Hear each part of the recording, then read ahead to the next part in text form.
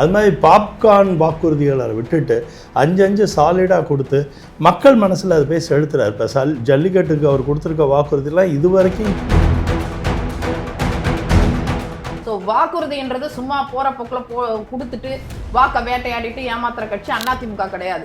அம்மா உணவுகளாகட்டும், அம்மா ஸ்கூட்டி ஆகட்டும், தாலிக்கு தங்கம் ஆகட்டும், லேப்டாப் ஆகட்டும், எல்லாமே பயனாளிகளை போய் சென்றதுனால தான் மீண்டும் மீண்டும் ஆட்சி அமைப்பதற்கான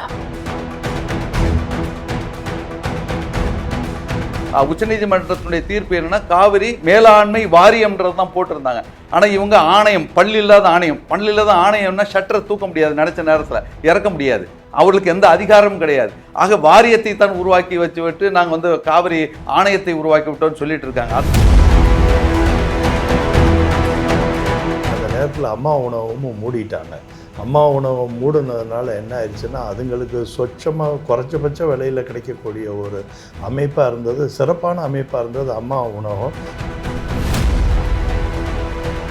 இந்த திமுக அரசாங்கம் வந்த பிறகுதான் ஜல்லிக்கட்டுக்கான நிறைய ஸ்டேடியம் கட்டியிருக்காங்க. அது மட்டும் இல்லாமல் கடந்த முடிஞ்ச நடந்த ஜல்லிக்கட்டில் ஜல்லிக்கட்டு வீரர்களுக்கு அரசு வேலை. காவலர்களை இவங்க வந்த பிறகு 18 பேர் மேல போக்சோ வழக்குகள் அதிகரிச்சிருக்குன்னு கீதா ஜீவன் ஒத்துக்கிறாங்க. குழந்தை திருமணங்கள் அதிகரிச்சிருக்குன்னு அவங்களே ஒத்துக்கிறாங்க. எங்களுடைய கொள்கை விளக்க குறிப்பு இலவசங்களை தவிர்த்துட்டாங்க. இலவசங்களை ரொம்ப அதிகப்படியான இலவசங்களை கொடுக்காம குரோத் ஃபேக்டருக்கு எப்படி எவால்வ் பண்ணணும், எந்தெந்த பகுதியில் குரோத் ரொம்ப கம்மியாக இருக்குது, அந்த பகுதிகளை குரோத்தை எப்படி எடுத்துகிட்டு வரணுங்கிற பார்வையில் தான் இந்த பட்ஜெட் இருந்தது. பை தி பீப்பிள் நேயர்களுக்கு வணக்கம். நான் பவித்ரா சேவியல். போர் தொழில் பழகு மக்களுக்காக நிகழ்ச்சியில் மீண்டும் உங்களை சந்திப்பதில் பெருமகிழ்ச்சி. இன்றைய விவாத நிகழ்ச்சியில் கருப்பொருளாக பேச இருக்கக்கூடிய தலைப்பு அப்படிங்கிறது வாக்குறுதிகள், மக்களுக்காக கொடுக்கக்கூடிய தேர்தல் வாக்குறுதிகள், மக்களை கவரும் ஆட்சி எது, மக்களை கவரக்கூடிய கட்சிகள் எது அப்படிங்கிறத பற்றி விவாதிக்கிறதுக்காக அரங்கத்திற்கு 4 விருந்தினர்கள் வந்திருக்கிறாங்க. அதிமுகவிலிருந்து வழக்கறிஞர் சிவசங்கரி அவர்கள், வணக்கம் மேம். மதிமுகவிலிருந்து ஆவடி அந்திரிதாஸ் அவர்கள், வணக்கம் சார்.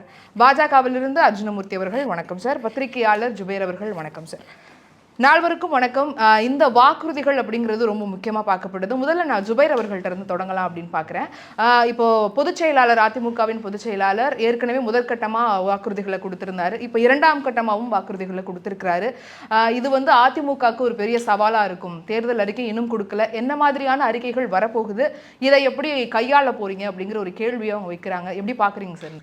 இல்லை, பொதுவாக இப்போ உள்ள சூழ்நிலைக்கு கள அரசியலை பொறுத்தவரைக்கும் தேர்தல் வாக்குறுதிகளை பார்த்து வாக்களிப்பது அப்படிங்கிறது கொஞ்சம் குறைஞ்சிட்ருக்கு. ஒரு காலத்தில் அந்த கவர்ச்சிகரமான திட்டங்களை வாக்குறுதிகளாக கொடுப்பாங்க, அதை நம்பி வாக்களித்தவர்கள் மத்தியில் இப்போ ஒரு கொஞ்சம் நம்பிக்கை குறைந்திருக்கிறது. இந்த மாதிரி தேர்தல் வாக்குறுதிகளை பார்த்து வாக்களிக்கக்கூடிய சூழ்நிலை இல்லை. அப்போ திமுக அதிமுக திமுக தரப்பில் ஒன்றும் அவங்க தேர்தல் அறிக்கை கொடுக்கல. அதிமுக சார்பில் எப்பயுமே ஒரு மொத்தமாக கொடுப்பாங்க. இந்த முறை ஒரு சின்ன 2-3 அறிக்கைகளாக சீக்கிரம் போய் சேரட்டும் அப்படிங்கிறதுக்காக பண்ணுறாங்க. அது திமுக சார்பில் ஆல்ரெடி இம்ப்ளிமெண்ட் பண்ணிகிட்டு இருக்கக்கூடிய ஒரு ஸ்கீமோடைய எக்ஸ்டென்ஷன் தான் பண்ணுறாங்க. உதாரணத்துக்கு பார்த்தோம்னா, பெண்களுக்கான பயணம் அப்படிங்கிறதுல ஆண்களுக்கும் சேர்ந்து 1000 ரூபாய்ங்கிறது 2000 ரூபா அப்படிங்கிற மாதிரி கொடுத்துருக்குறாங்க. அதான் ஏற்கனவே சொன்ன மாதிரி தேர்தல் வாக்குறுதிகள் இப்போ பெரிய அளவில் களத்தில் இதாக எடுப்போம் அப்படிங்கிறது கேள்விக்குறியாக இருக்குது. இவங்க முந்தைய ஆரம்பிச்சிருக்கிறாங்க, முன்னாடியே இந்த விஷயத்தை தொடங்கியிருக்கிறாங்க. நீ திமுக தேர்தல் வாக்குறுதியில் வந்ததுக்கு பிறகு தான் அது எந்த அளவுக்கு சாத்தியமாக இருக்குன்னு பார்க்கணும். ஓகே, இப்போ அதிமுகலேருந்து நீங்கள் வந்திருக்கீங்க. தேர்தல் வாக்குறுதிகள் ஏற்கனவே கொடுத்தது இப்போ புதுசாக கொடுக்குற மாதிரி தெரியல. ஏற்கனவே இப்போ பெண்களுக்கு இலவசமாக பேருந்து கொடுத்துருக்குறாங்க, இப்போ திரும்ப ஆண்களுக்குன்னு சொல்லியிருக்கிறாங்க. அதே மாதிரி 1000 2000 அப்படின்னு கூட்டியிருக்காங்க. ஏற்கனவே இருந்தது தான், அவங்க திரும்ப கொஞ்சம் அதை மாற்றி கொடுத்துருக்காங்க அப்படிங்கிற விமர்சனம் வைக்கிறாரு. நீங்கள் என்ன சொல்ல நினைக்கிறீங்க? தேர்தல் வாக்குறுதி என்பதே, வாக்கு என்பது உறுதியாக கொடுக்கணுன்றதுனால தான் அது தேர்தல் வாக்குறுதின்றோம். அந்த தேர்தல் வாக்குறுதின்று போகிற போக்கில் நாங்கள் பண்ணலை. அதற்காக ஒரு குழு அமைத்து மாநிலம் முழுவதும் பயணம் செய்து ஒவ்வொரு இடத்துல பொதுவான ஒரு அம்சங்கள்னு இருக்குது. மக்களுக்கு பொதுவாக தேவைப்படுற அம்சங்கள், மகிழ்ச்சி அளிக்கக்கூடிய அம்சங்கள், தேவைகளை பூர்த்தி பண்ணால் ஒவ்வொரு டிஸ்ட்ரிக்டில் ஒவ்வொரு மாதிரி தேவைகள் இருக்கும். இப்போ நீங்கள் சிவகாசி போனீங்களா, பட்டாசு தேவைப்படும், கரும்பு ஒவ்வொரு இடத்துல தேவைப்படும். இப்படி ஒவ்வொரு இடங்களில் ஒவ்வொரு மாதிரி அமைப்பு சாரா தொழிலாளர்கள் பிரச்சனை, பெண்களுக்கான பிரச்சனைகள், இப்படி எல்லாம் சேர்ந்து அவங்களுடைய கோரிக்கை விண்ணப்பங்களை பெற்று தான் ஒரு அறிக்கையை நாங்கள் கொடுக்குறோம். ஏதோ நேற்று முன்னாடி வந்த கட்சி கிடையாது அதிமுக. கிட்டத்தட்ட 54 வருடம் பயணம் பண்ணிட்டு இருக்கோம். அதில் 31 வருடம் ஆட்சியில் இருந்திருக்கோம். நாங்கள் கொடுத்த வாக்குறுதிகள் மக்கள் கிட்ட போய் சேர்ந்தது மட்டும் வாக்குறுதியாக மட்டும் இல்லாமல் அதை நடைமுறைப்படுத்தியிருக்கோம். கடைக்கோடியில் இருக்க ஒரு சாதாரண சாமானியனுக்கும் அந்த பயனாளிகளுக்கு போய் சேர்ந்துருக்கு. நேற்று கூட நான் போய் மக்களை சந்திக்கும் போது கூட சொல்றாங்க லேப்டாப் கிடைச்சது, அம்மா கொடுத்த தாலிக்கு தங்கம் கிடைச்சதுன்றாங்க. இது ஏதோ நான் வந்து இந்த கட்சியின் செய்தி தொடர்பாளர் சொல்ல நிறைய பேர் அம்மாவுடைய திட்டத்துல நான் வளர்ந்த குழந்தை 50,000 நானே வாங்கியிருக்கேன், இப்போ எங்களுக்கு கரண்ட் பில் உயர்ந்து போச்சு, வரி உயர்ந்து போச்சுன்னு. இப்போ நம்ம என்னதான் வந்து இப்போ மீடியாவை வச்சோ இல்லை நம்மளை சார்ந்தவங்களை வச்சு துணை அமைப்புகளை வச்சு என்ன பிரச்சாரம் பண்ணாலும் உண்மைன்றது யார்கிட்ட இருந்து ஆரம்பிக்கும்? மக்கள் கிட்ட இருந்து ஆரம்பிக்கும், அந்த பயனாளிகள் கிட்ட இருந்து ஆரம்பிக்கும். அப்போ பயனாளிகள் யாரு? அடிப்படையில் மக்கள்.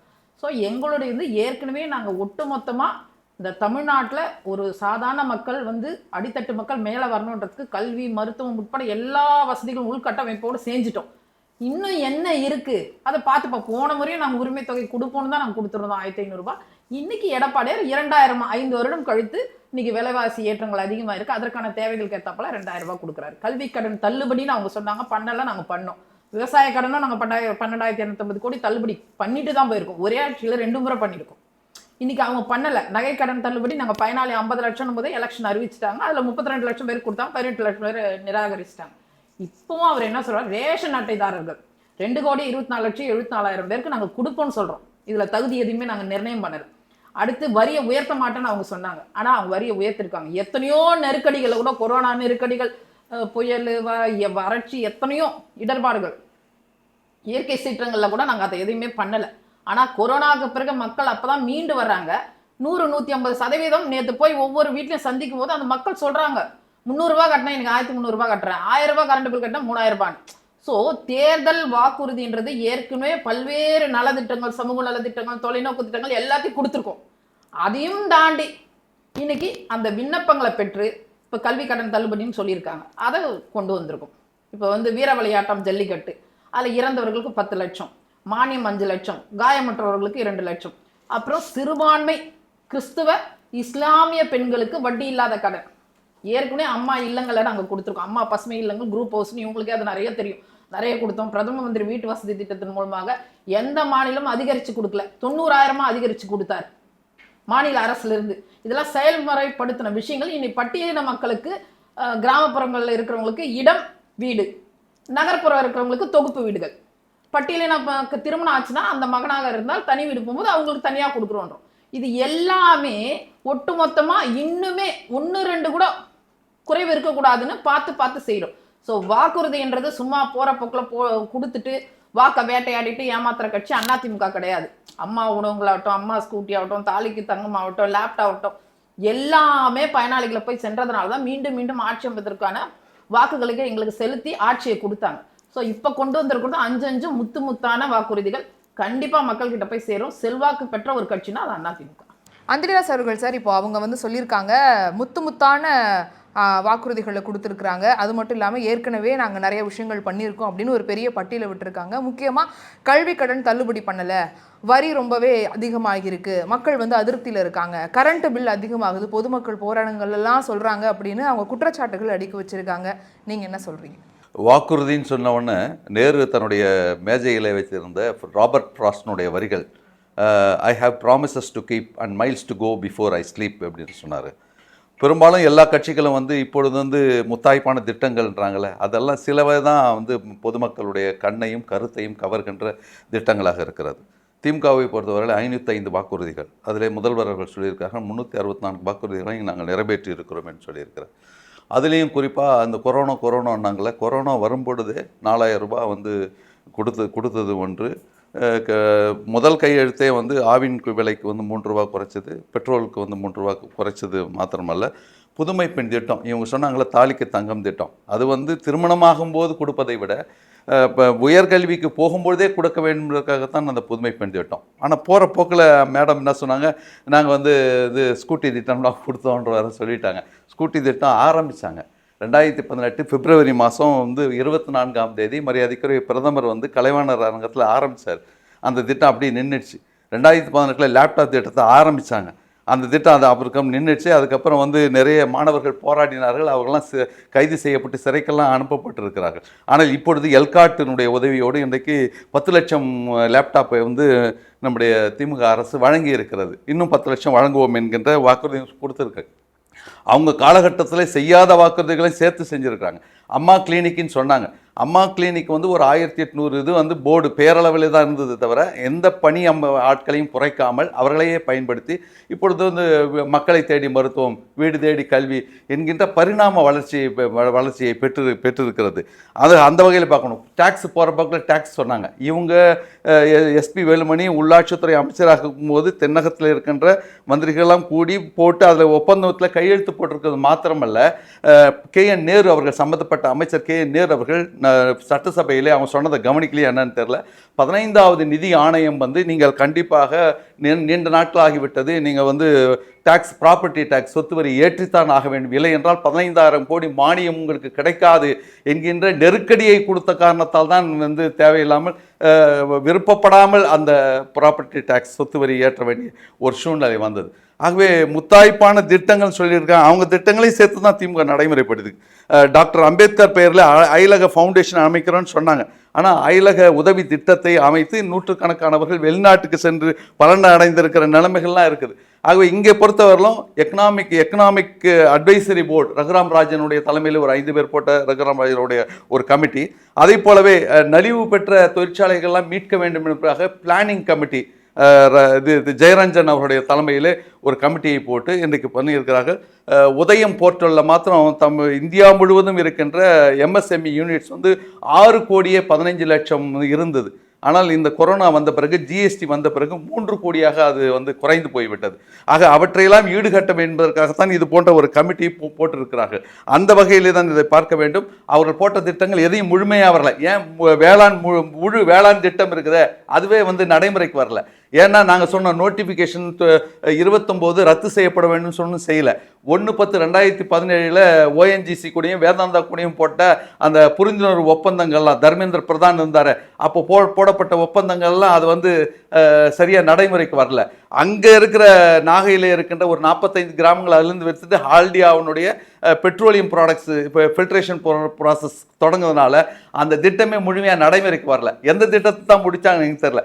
காவிரி வாட்டர் இது உச்சநீதிமன்றத்தினுடைய தீர்ப்பு என்னன்னா, காவிரி மேலாண்மை வாரியம்ன்றது தான் போட்டிருந்தாங்க. ஆனால் இவங்க ஆணையம், பல்லில்லாத ஆணையம்னா ஷட்டரை தூக்க முடியாது, நினைச்ச நேரத்தில் இறக்க முடியாது, அவர்களுக்கு எந்த அதிகாரமும் கிடையாது.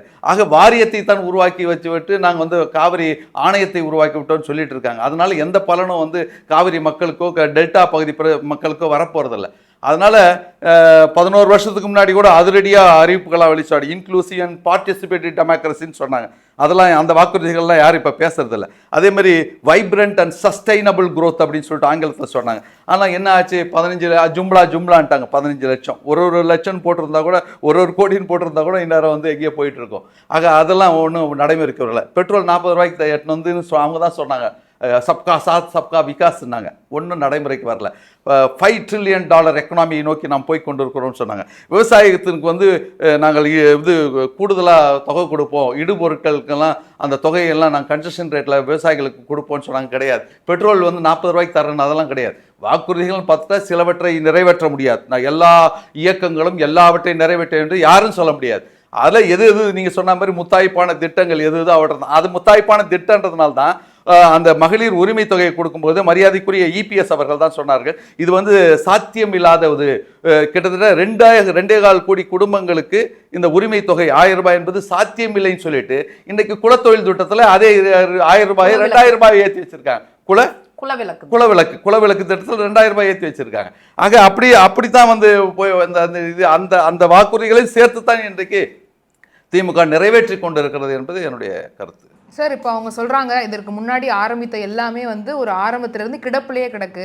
அவங்க ஆரம்பிக்கிறாங்க, அதுக்கப்புறம் அது கிடப்பில் ஆகிடுது, இல்லைனா முடிய போகிற நேரத்தில் தொடங்குறாங்க. முக்கியமாக லேப்டாப் பற்றி விஷயங்கள்லாம் சொன்னார், மாணவர்கள் கைது செய்யப்பட்டாங்க அப்படின்னு. இந்த மாதிரியான குற்றங்களை கூட்டணி கட்சி மேலே வச்சுருக்காங்க. அதற்கான பார்வை என்ன? அது மட்டும் இல்லாமல் வாக்குறுதிகள் பற்றி நீங்கள் முக்கியமாக சொல்லணும் அப்படின்னு நினைக்கிறேன்.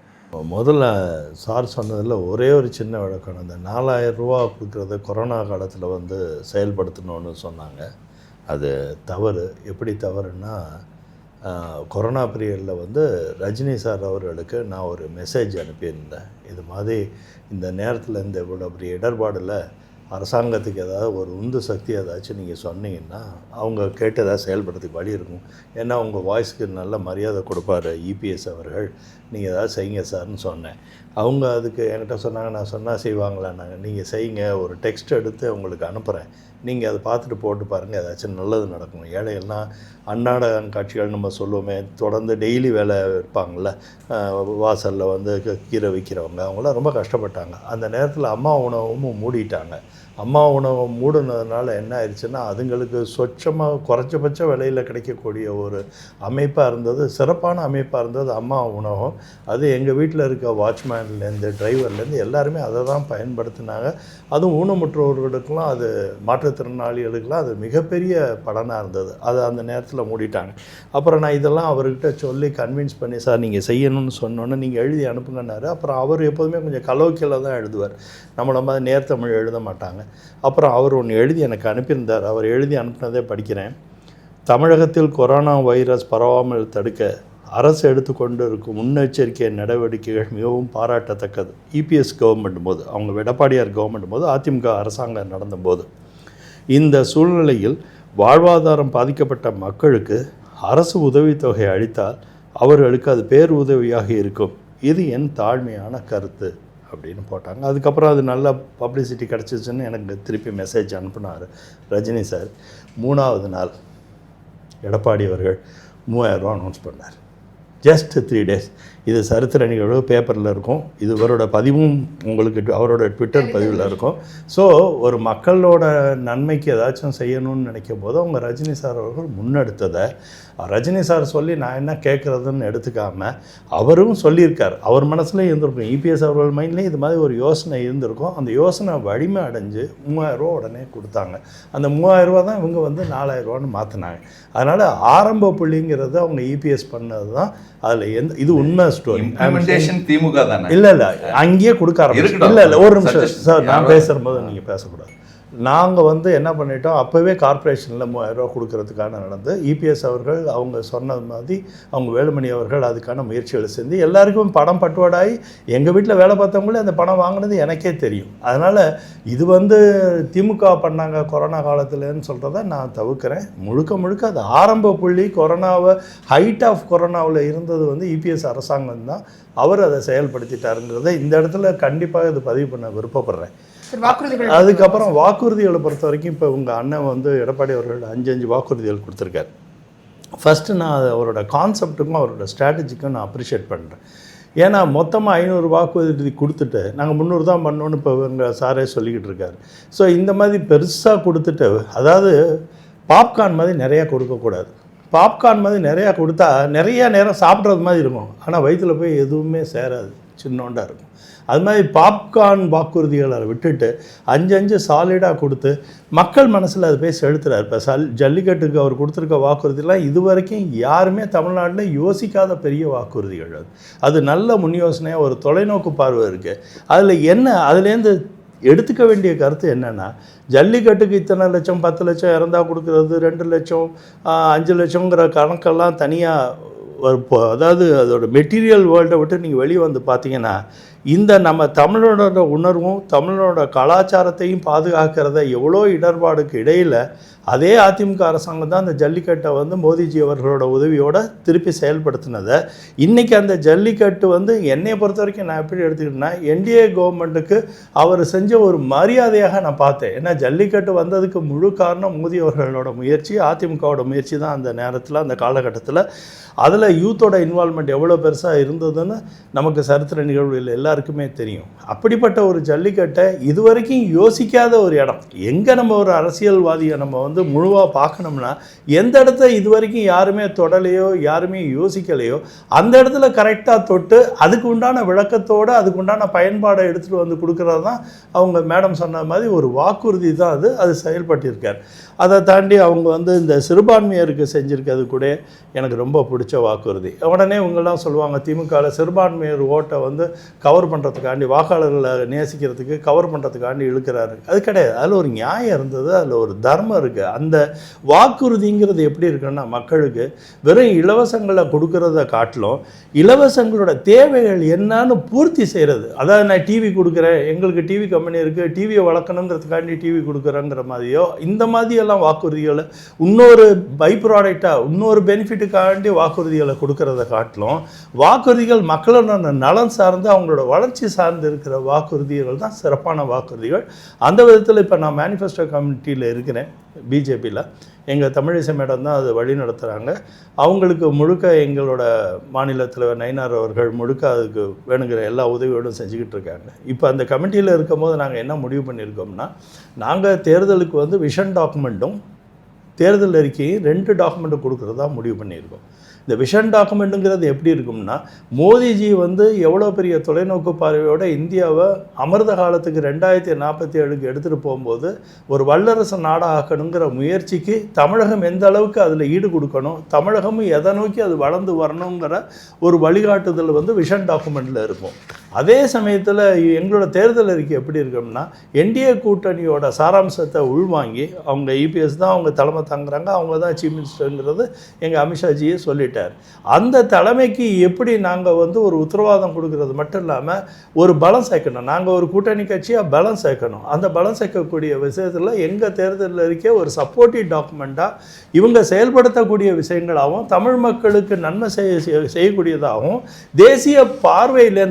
தேசிய பார்வையிலேருந்து எங்களோட மோடிஜியோட கம்ப்ளீட் லாங் டேர்ம் ப்ளூ பிரிண்ட்லேருந்து எடுத்து 360 டிகிரியும் உள்வாங்கின ஒரு செயல் திட்டமாக தான் நாங்கள் எடுத்துகிட்டு வந்து கொடுப்போமே ஒழிய வெறும் சும்மா ஒரு ஜிகனா தேர்தல் அறிக்கையை கொடுக்குறதோ இல்லை பாப்கார்ன் மாதிரி நிறைய நம்பர்ஸை போட்டு 500 600ன்னு சொல்கிறதோ அப்படிப்பட்ட தேர்தல் அறிக்கை எங்கள்கிட்டேருந்து இருக்காது. என்டிஏ தலைமை தாங்கக்கூடிய அவங்க இபிஎஸ் அவர்களும் இதுவரைக்கும் செயல்பட்ட எல்லாமே சிறப்பான ஒரு திட்டமாக தான் போயிட்டுருக்காரு. தேர்தல் அறிக்கையில் மோடி அவர்கள் தமிழகத்தை இந்த மாதிரி கவனம் செலுத்துறாரு, அதற்கான வேலைகள் செய்யுதுன்னு சொல்கிறீங்க. ஆனால் இப்போ விமர்சனங்கள் வைக்கப்பட்டது பட்ஜெட்ல இருந்து எதுவுமே இல்ல, பட்ஜெட் தமிழகத்துக்காக என்ன பண்ணாங்கன்ற கேள்விகளை அவங்க வச்சிருக்காங்க. அதற்கான பதில் என்ன சார்? அதாங்க, இந்த பட்ஜெட்டை பொறுத்த வரைக்கும் எப்படின்னா கேபிட்டல் இன்வெஸ்ட்மெண்ட் தாங்க ஒவ்வொரு பட்ஜெட்டுங்க. ஒரு 5 ஆண்டுகள் இருக்கக்கூடிய அரசாங்கம் எப்படி செயல்படுவாங்கன்னா, நீங்கள் தொடர்ந்து பழங்காலத்தை பார்த்தா அது யூனிட் ஆஃப் ஃப்ரண்ட் கவர்மெண்ட்டை பார்த்தாலும் சரி, பழைய வாஜ்பாய் அரசாங்கத்தில் திமுக பங்களிக்கும் போது பார்த்தாலும் சரி, இப்போ இருந்த இவங்களோட காங்கிரஸ் கவர்மெண்ட் மன்மோகன் சிங் தலைமையில் இருந்த கவர்மெண்ட்டாக இருந்தாலும் பாருங்கள், எப்போதுமே எப்படின்னா 5 ஆண்டுகளில் ஒரு சப்ஜெக்ட் வந்து இப்போ ஒரு 3 ஆண்டுகளுக்கு முன்னால் பார்த்தீங்கன்னா ஆத்ம நிர்பார் மூல நிறைய ஃபோக்கஸ் பண்ணாங்க. வறுமை கோட்டு கீழே இருக்கிற மக்களை மேலே எடுத்துகிட்டு வரணுங்கிற ஃபோக்கஸ் ஜாஸ்தியாக இருந்தது. அதுக்கப்புறம் டிஃபென்ஸ் காரிடாரு, டிஃபென்ஸ் ஓரியன்டு, நம்மளை பலப்படுத்திக்கக்கூடியது, நம்மளை பாதுகாப்புக்கூடியதாக இருந்தது. இந்த தடவை இந்த பட்ஜெட் எப்படி போயிருக்காங்க, அவங்க நிர்மலா சீதாராமன்ஜியே அப்படி தான் சொல்லியிருக்காங்க. எதை நோக்கி போயிருக்காங்கன்னா, இப்போ வந்து கேபிட்டல் இன்வெஸ்ட்மெண்ட்டை எடுத்துகிட்டு வந்து இன்ஃப்ராஸ்ட்ரக்சர் பில்ட் பண்ணும்போது தான் நம்ம க்ரோத் ஃபேக்டரில் இந்த கண்ட்ரி வரணும். இப்போ இலவசங்களை தவிர்த்துட்டாங்க. இலவசங்களை ரொம்ப அதிகப்படியான இலவசங்களை கொடுக்காம க்ரோத் ஃபேக்டருக்கு எப்படி எவால்வ் பண்ணணும், எந்தெந்த பகுதியில் க்ரோத் வந்து ரொம்ப கம்மியாக இருக்குது அந்த பகுதிகளை க்ரோத்தை எப்படி எடுத்துகிட்டு வரணுங்கிற பார்வையில் தான் இந்த பட்ஜெட் இருந்தது. ஒவ்வொரு ஆண்டும் ஒவ்வொரு பட்ஜெட்டுமே ஒரு பார்வை வந்து முன்னெடுப்பாங்க, ஒரு பார்வையை அதிகமாகவும் சில பார்வையில் கலந்து எடுப்பாங்க. இந்த தடவை பட்ஜெட் வந்து முழுக்க கேபிட்டல் இன்வெஸ்ட்மெண்ட் ஃபோக்கஸ்டு ப்ராஜெக்ட், அதை நோக்கி இருந்த ப்ரொஜெக்ஷன்ஸ் தான். Okay sir. சுபை சார், இப்போ அவர் வந்து பாப்கார்ன் வாக்குறுதிகள், ஜிகினா மேஜிக் மாதிரி ஜிகினா போட்டு வாக்குறுதிகள் கொடுக்குறாங்க. 525 கிட்ட கொடுத்தோம், ஆனால் 300 தான் அவங்களே சொல்லிக்கிறாங்க. அப்போ அதில் பாதி தான் நிறைவேறிருக்குங்கிறதான அர்த்தம் அப்படின்னு பல்வேறு விமர்சனங்களை வச்சாரு. இல்லை, பொதுவாகவே எந்த அரசாங்கம் கொடுக்கக்கூடிய வாக்குறுதிகளும் 100% நிறைவேற்ற முடியாதுங்கிறது இது வரைக்கும் உள்ள ரெக்கார்டு. அதெல்லாம் திமுக ஆட்சிக்கு வந்த பொழுது கொரோனா பெருந்தொற்று காலம், அதிலேருந்து மீண்டெடுக்கிறதுக்கு 2 வருஷம் ஆச்சு. மீதி உள்ள 3 வருஷத்தில் தான் வாக்குறுதிகள் நிறைவேற்றணும், மக்கள் நல திட்டங்களை கொண்டு போகணும், ஆட்சியை ரன் பண்ணிட்டு போகணும், கொடுத்துட்ருக்காங்க. 350 வாக்குறுதிகள் நிறைவேற்றிருக்கதா அவங்களே சொல்கிறாங்க. அதுக்கு உண்டான டீட்டெயிலாம் போட்டுருக்குறாங்க. இப்போ போன 2016 அதிமுக தேர்தல் அறிக்கையில் கொடுக்கப்பட்ட வாக்குறுதிகள் தெரியுமா உங்களுக்கு? ரேஷன் கார்டு உள்ளவர்களுக்கெல்லாம் செல்ஃபோன் இலவசம், வீடு இல்லாதவர்களுக்கெல்லாம் 3 சென்ட் இடம் இலவசம், இதெல்லாம் தேர்தல் வாக்குறுதியாக கொடுத்தது. லேப்டாப் கொடுக்குறவங்களுக்கு இன்டர்நெட் இலவசம், இதெல்லாம் தேர்தல் வாக்குறுதியாக கொடுத்தாங்க. 2016 நம்மையார் ஜெயலலிதா இருக்கிறப்ப கொடுக்கப்பட்ட தேர்தல் வாக்குறுதிகள். இன்னும் நிறையா இருக்குது. இந்த மாதிரியான பாப்கார்ன் வாக்குறுதிகளை அன்றைக்கு இருந்த அதிமுக ஆட்சி கொடுத்தது. அதற்கு நம்ம மறைவிற்கு பிறகு எடப்பாடி பழனிசாமி அவர்கள் ஆட்சிக்கு வந்ததுக்கு பிறகு அந்த வாக்குறுதிகள் எங்கே போச்சு? கிடப்பில் போடப்பட்டது. அதுக்கு 2021 வந்தாங்க. அப்போ ஒரு வாக்குறுதிகளை கொடுத்து தேர்தலை சந்திக்கிற பொழுது அந்த வாக்குறுதிகளை நிறைவேற்றுவதற்கான நிதி நிலைமை பார்க்கணும், பொருளாதார நிலைமை, சுற்றுச்சூழல் பிரச்சனை, ஒன்றிய அரசினுடைய ஒத்துழைப்பு, மக்களினுடைய ஒத்துழைப்பு, இதெல்லாம் இருக்குது. இதெல்லாம் வந்து இம்ப்ளிமெண்ட் பண்ணால் தான் கொடுத்த வாக்குறுதிகளை இது பண்ண முடியும். அப்போ தேர்தல் நேரங்களில் வாக்குறுதி கொடுக்க வராங்க, அதை நிறைவேற்றுறாங்களா அப்படின்னா எந்த கட்சியுமே 100% நிறைவேற்ற முடியாது. அது முடிந்த அளவுக்கு நிறைவேற்றுவாங்க. அதில் எந்தெந்த வாக்குறுதிகள் மக்கள் நல திட்டங்களாக இருக்குது, ஸ்கீமாக இருக்குது, அது எப்படி பயனாக இருக்குது, அது வந்து இலவசமாக வெறும் பொழுதுபோக்கு மட்டும் இல்லாமல் அடுத்த தலைமுறைகளை உருவாக்கக்கூடிய விஷயமா இருக்குன்னு பார்க்கணும். ஆக்கப்பூர்வமான திட்டங்களாக இருக்கணும். இப்போ நான் முதல்வன் திட்டமாக எடுத்துக்கலாம். இப்போ நான் முதல்வன் திட்டத்தை பொறுத்த வரைக்கும் தனிப்பட்ட நபர்களுடைய அந்த ஸ்கில்லை டெவலப் பண்ணக்கூடிய விஷயமா இருக்குது. இந்த அரசு பள்ளியில் படிக்கக்கூடிய மாணவர்களுக்கான 1000 ரூபாய் ஸ்கீம் அப்படிங்கிறது டிராப் அவுட் விகிதத்தை குறைச்சிருக்குன்ற ஒரு புள்ளி விவரம் சொல்கிறாங்க. இதெல்லாம் வந்து ஒரு வளர்ச்சி திட்டங்கள், இது லாங் ஸ்டாண்ட் விஷன் சொல்லுவோம் இல்லையா, வளர்ச்சி திட்டங்கள். இந்த மாதிரி திட்டங்கள் தான் பார்க்க வேண்டியதாக இருக்குது. இப்போ ஜல்லிக்கட்டை சொன்னாங்க. ஜல்லிக்கட்டு மோடிஜி அரசாங்கம் தான் ஜல்லிக்கட்டை வந்து தமிழகத்துக்கு வாங்கி கொடுத்து தமிழ்நாட்டினுடைய இளைஞர்களுடைய மாபெரும் எழுச்சி போராட்டம், இந்தியா கண்டிராத வரலாற்று சிறப்புமிக்க ஒரு போராட்டத்திற்கு மோடிஜி அரசாங்கம் பணிந்தது அப்படிங்கிறது தான் உண்மை. ஒரு நமக்கு வந்து போராடாமலாம் தூக்கி கொடுக்கல, மிகப்பெரிய ஒரு போராட்டத்திற்கு பிறகு பணிந்து அதுக்கு ஒத்துக்கிட்டாங்க. இதுதான் நடந்தது. அப்புறம் வந்து ஜல்லிக்கட்டுக்கு வந்து நாங்கள் தான் வாங்கி கொடுத்தோம் மேடம் சொன்னாங்க. அது கொண்டு சொல்கிறேன். இப்போ இந்த திமுக அரசாங்கம் வந்த பிறகு தான் ஜல்லிக்கட்டுக்கான நிறைய ஸ்டேடியமே கட்டியிருக்காங்க. இப்போ அது மட்டும் இல்லாமல் நடந்த ஜல்லிக்கட்டில் வந்து ஜல்லிக்கட்டு வீரர்களுக்கு அரசாங்க வேலை அப்படிங்கிறதையும் உத்தரவாதம் கொடுத்துருக்காங்க. இதெல்லாம் நடைமுறைப்படுத்திட்டு ஜல்லிக்கட்டுக்கு அதெல்லாம் செஞ்சுருக்காங்க. ரெண்டாவது இபி பில் அப்படின்னாங்க. இபி பில் வந்து இன்றைக்கி பார்த்தீங்கன்னா வரலாறு அதுக்கான அளவுக்கு குறைஞ்சிருச்சுன்னு. உதயமின் திட்டத்தில் யார் கையெழுத்திட்டது? அந்த அம்மையார் ஜெயலலிதா இருக்கிற வரைக்கும் அதை கடுமையாக எதிர்த்தாங்க, கையெழுத்தும் போடலை. அதற்கு பிறகு இவங்க ஆட்சி வந்ததுக்கு பிறகு அதை கையெழுத்து போட்டாங்க. உதயமின் திட்டத்தின் போட்டதுனால தான் கன்சியூமர்கிட்ட 50% வாங்குங்க, தனியார்கிட்ட 50% நீங்கள் மின்சாரம் வாங்குங்கிறதுனால தான் இன்றைக்கி இபி பில் ரேட் கூட்டிகிட்டே போகுது. இப்போ நீங்கள் கவர்மெண்ட் வந்து தமிழ்நாடு கவர்மெண்ட் வந்து இபி பில் ஏற்றிருச்சுன்னு சொல்கிறதுக்கு உதயமின் திட்டம்ங்கிறது ஒரு காரணமாக இருக்கிறது. அதை கொண்டு வந்தது யார்? சரி, அதை கூட விடுங்க. இன்னைக்கு பிஜேபியோட நீங்கள் கூட்டணியில் இருக்கீங்க. இருமொழி கொள்கையும் நீட்டு விளக்குங்கிறது உங்களுடைய நிலைப்பாடு, அதிமுக நிலைப்பாடு. நீங்கள் குறைந்தபட்ச செயல் திட்டம் போட்டுட்டு நாங்கள் அதிமுக பாஜகவோட கூட்டணியில் இருக்கிற போது எங்களுக்கு இதெல்லாம் விளக்கு கொடுங்கன்னு கேட்கலாம்ல. 99 திமுகவும் பாஜகவும் கூட்டணியில் இருந்தாங்க. ஒரு காமன் மினிமம் ப்ரோக்ராம் போட்டுக்கிட்டாங்க, குறைந்தபட்ச செயல் திட்டம் போட்டுக்கிட்டாங்க. அப்போ சில விஷயங்கள்லாம் இம்ப்ளிமெண்ட் பண்ண முடியாமல் பண்ணிட்டாங்க. அப்போ நீங்கள் இப்போ திருப்பி வச்சுக்கிறவங்க தேர்தல் வாக்குறுதியாக கொடுங்க. தமிழ்நாடை பொறுத்த வரைக்கும் கல்வியில் மிக மிக முக்கியம் செலுத்தக்கூடிய ஒரு மாநிலம். அது எந்த சூழ்நிலையாக இருந்தாலும் சரி, பொருளாதார ரீதியாக இருந்தாலும் சரி, குடும்ப சூழ்நிலையாக இருந்தாலும் சரி, கல்விக்கு மிக மிக முக்கியத்துவம் கொடுக்கக்கூடிய ஒரு மாநிலமாக இருக்குது. இந்த நீட் தேர்வே இன்னைக்கு ஒரு கடினமான தேர்வாக இருக்குது. நீட் தேர்வு நடத்துறதுலேயே நிறைய குழப்படி இருக்குன்றத நம்ம பார்க்குறோம். இப்போ அப்படிங்கும்போது நீட் தேர்வு விளக்குங்கிறது நம்மையார் ஜெயலலிதாவுடைய கனவு. முதலில் நீட் தேர்வு கொண்டு வந்து கோர்ட்டுக்கு போனாங்க. ஒரு வருஷம் கோர்ட்டில் போய் ஸ்டே வாங்கி அதை விளக்கு வாங்கி கொடுத்தாங்க. அந்த விளக்கு வாங்கி கொடுத்ததில் படித்த குடும்பத்தில் எங்கள் குடும்பத்தில் இருக்கிறாங்க. நந்தமாக பண்ணதான். ஒரு வருஷம் அவன் ஸ்டே வாங்கினா கோர்ட்டில் போய் எங்கள் குழந்தைக்கு படிக்க முடியாது, திடீர்னு கொண்டு வரீங்கன்னு. அப்போ தமிழ்நாட்டில் இருக்கக்கூடிய எல்லாருடைய நிலைப்பாடும் என்ன? நீட் விளக்கு. அதிமுகவினுடைய நிலைப்பாடும் நீட் வேணாங்கிறது, திமுகவினுடைய நிலைப்பாடும் நீட் வேணாங்கிறது. இப்போ நீங்கள் பாஜக கூட்டணியில் இருக்கீங்க. நாங்கள் தமிழ்நாட்டில் அதிமுக ஆட்சிக்கு வந்தால் பாஜகவிடம் முறையிட்டு நாங்கள் நீட் விளக்கு வாங்கி தருவோம், 3 மொழி கொள்கை தமிழ்நாட்டில் அனுமதிக்க மாட்டோம். இதெல்லாம் தேர்தல் வாக்குறுதியில் நீங்கள் கொடுத்துருக்கோமா இல்லையா? திமுக கொடுத்த தேர்தல் வாக்குறுதிகளில் எக்ஸ்ட்ரா 2 பிட்டை போட்டு கொண்டு வந்து வச்சுட்டு நாங்கள் வந்து புதுசாக கொண்டு வந்துருக்கோம்னு சொல்கிறதுல என்ன அர்த்தம் இருக்குது? நம்ம நிறைய விஷயங்கள் சொல்லிட்டு போனாங்க. பெட்ரோல் விலை 2014 மோடிஜி அரசாங்கம் வரப்போ என்ன சொன்னாங்க? பெட்ரோல் விலையை குறைப்போம் அப்படின்னாங்க. அன்னைக்கு வந்து பெட்ரோல் விலை என்ன இருக்குது? இன்றைக்கி என்ன பெட்ரோல் விலை? கொரோனா பெருந்தொற்று காலம், உலகமே மூடி போயிருந்த காலத்தையும் இந்தியாவில் 100 ரூபாய்க்கு தான் பெட்ரோல் வித்துட்டு இருந்துச்சு, குறைக்கவே இல்லையே. டாலர் விலை இன்னைக்கு என்ன இருக்குது? 100 ரூபாய்க்கு நெருக்கி வந்துச்சு. அப்போ விலைவாசி உயர்வு டாலர் விலையும் பெட்ரோல் விலையும் ஏறிக்கிட்டே போகுதுன்னா அடிப்படை விலைவாசியும் கூட்டிகிட்டே போகும். இதெல்லாம் வந்து ஒன்றிய அரசு கட்டுப்படுத்த வேண்டிய விஷயங்கள். இதெல்லாம் வந்து மாநில அரசினுடைய தலையில் தூக்கி வச்சு மாநில அரசு தான் செய்கிற மாதிரியான ஒரு தோற்றத்தை உருவாக்குறது. அது அரசியல் ரீதியாக தான் பார்க்க வேண்டியது. இப்போ இது வந்து மாநில அரசு சொல்லுது அப்படிங்கிற விஷயங்களை சொல்கிறாரு. நீங்கள் வந்து எல்லாமே வந்து முறைகேடாக சொல்கிறீங்கிற விஷயங்களை சொல்கிறாரு. முக்கியமாக அவர் வைக்கக்கூடிய பிரச்சனையாக பார்க்கப்படுறது வந்து இந்த மாதிரி மானியம் கொடுக்கறது எல்லாமே ஒன்றிய அரசு காரணமாகவும் நீட் தேர்வு பற்றியும் சொல்லியிருக்காரு. அதான் அவர் விமர்சனம் வைக்கிறத பற்றி இல்லை, அந்த விமர்சனம் வந்து ஒரு ஆக்கப்பூர்வமாக நடுநிலையாக இருக்கும். நீட்டை பற்றி நீட்டுக்கு ரகசியம் இருக்குது. நீட்டுன்ற பரப்புரையை கிட்டத்தட்ட நானே வந்து 100க்கு மேற்பட்ட விவாதங்களை கலந்து காதே புளிச்சு போச்சு. நாங்கள் வந்து அந்த நானே ஒரு விவாதத்தில் கேட்டேன், என்ன ரகசியம்? அதை நாங்கள் சொல்ல மாட்டோம், நீங்கள் காப்பி அடிச்சிடுவீங்க. இன்னைக்கு என்ன ஆச்சு? நீங்க நீட்டை ரத்து பண்ணுவீங்கன்றத உறுதியா தமிழ்நாட்டுல இருக்க ஒவ்வொரு மாணவ சரி மேடம், திமுக தான் செய்யலையே, நீங்க செய்யுங்க. நீங்க இருங்க சார், நீங்க செய்யுங்க. நீங்க 35 ஆத்மா இறந்து போச்சு சார். நீங்க எதை ஒண்ணா விமர்சனம் வைங்க நிர்வாக ரீதியா. ஆனா நீட்டை பத்தி யார் பேசுறாங்க? நீட் கொண்டு வந்தது யாரு? பேசுங்க சார். நீட் கொண்டு வந்தது எடப்பாடி பழனிசாமி ஆட்சி. நீட் கொண்டு வந்தது எடப்பாடி பழனிசாமி ஆட்சி. அத சொல்லுங்க. 2010 நோட்டிபிகேஷன் நீங்க அத சொல்லுங்க. திமுக காங்கிரஸ் கூட்டணி தான் கொண்டு வந்தது. அந்த நீட் இந்த நீட் ஒண்ணா? அந்த நீட் இந்த நீட் ஒண்ணா? அந்த நீட் இந்த நீட் ஒண்ணா? யாருமே பிரேக் பண்ண முடியல சார். 2015 2 மசோதா நீட்டை பத்தி பேசுறாங்க. 35 பேர் இறந்து போனாங்க. யார் காரணம் இருக்கு? யார் காரணம் இருக்கு?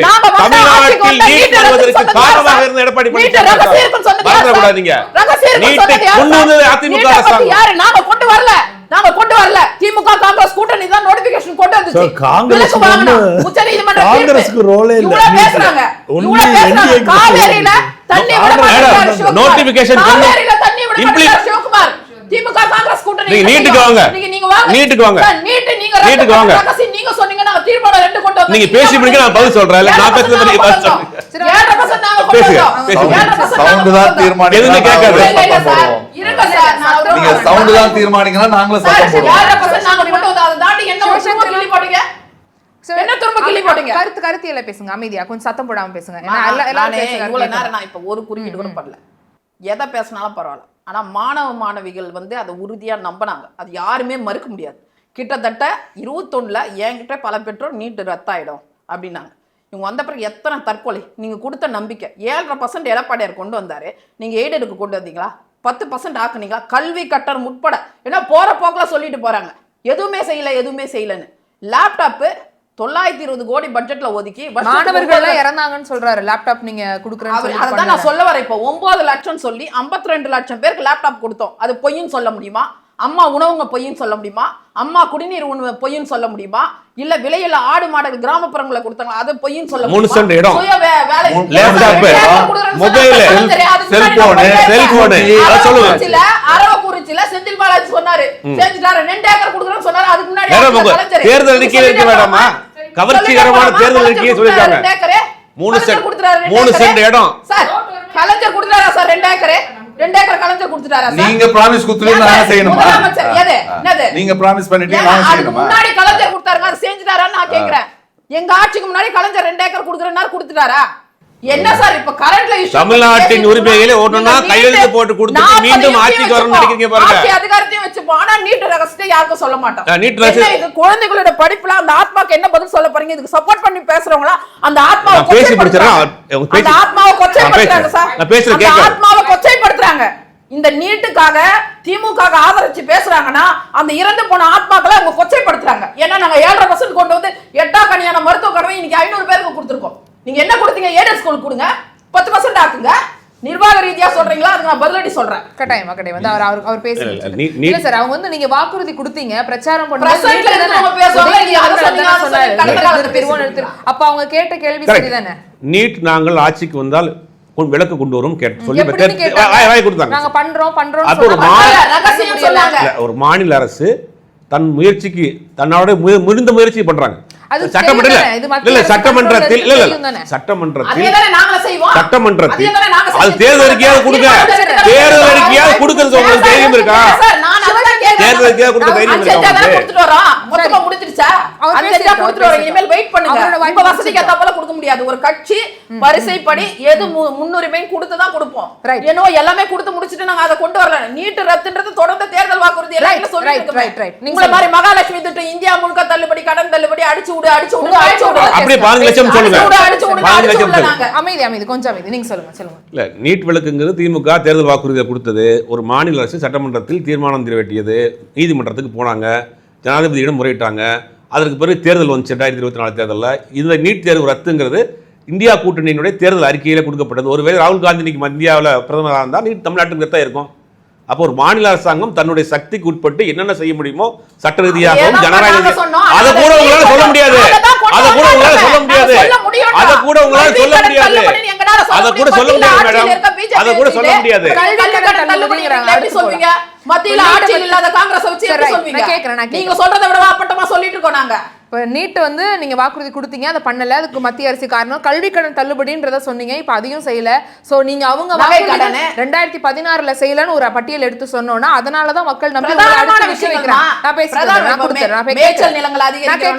உரத்தை பத்தி பேசுனீங்க, விவசாயத்தை அதெல்லாம் கூட சொல்ல. பிரதானமா மக்கள் தினம் தினம் சந்திக்கக்கூடிய பிரச்சனைகள் இருக்க திட்டங்களை பத்தி தான் பேசுறீங்க. அத்தியாவசிய தேவைகளை பத்தியும், படிப்பு, கல்வி, விவசாயம். ஏற்கனவே நான் ஆரம்பத்திலே சொன்னேன், 100% எந்த அரசாங்கம் தேர்தல் வாக்குறுதி நிறைவேற்ற முடியாது.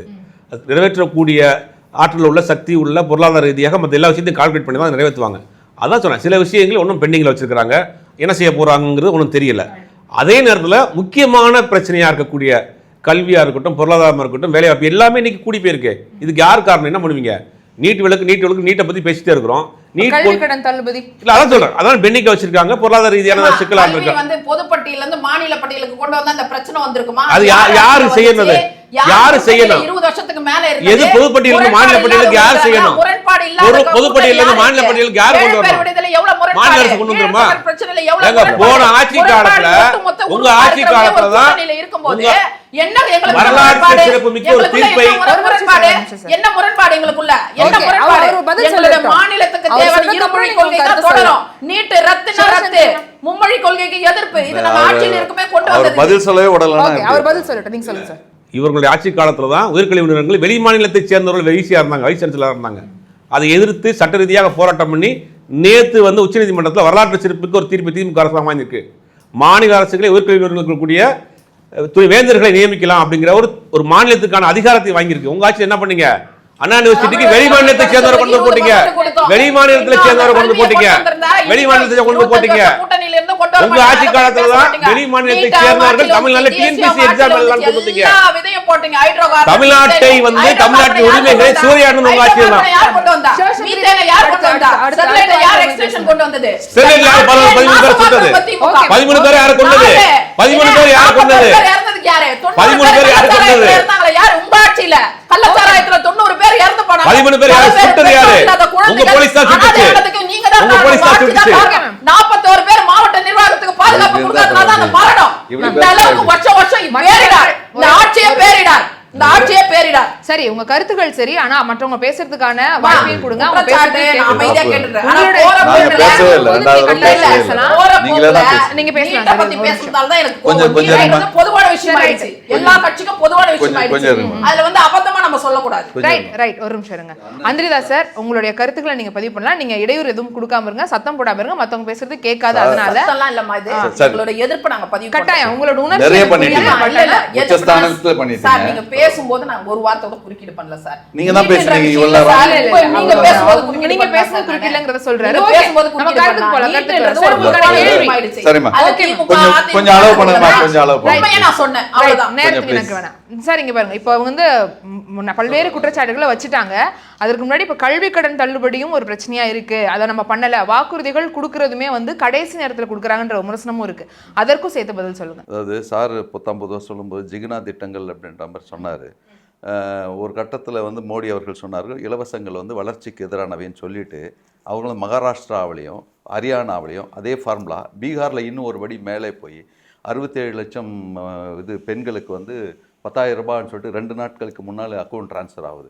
ஆக எந்த இலவச திட்டங்கள் வளர்ச்சிக்கு எதிரானது சொன்னாங்க, அதை வச்சு தான் இன்றைக்கு பல மாநிலங்களிலே அவர்கள் வெற்றி அடைந்தார்கள் என்பது உங்களுடைய கவனத்திற்கு.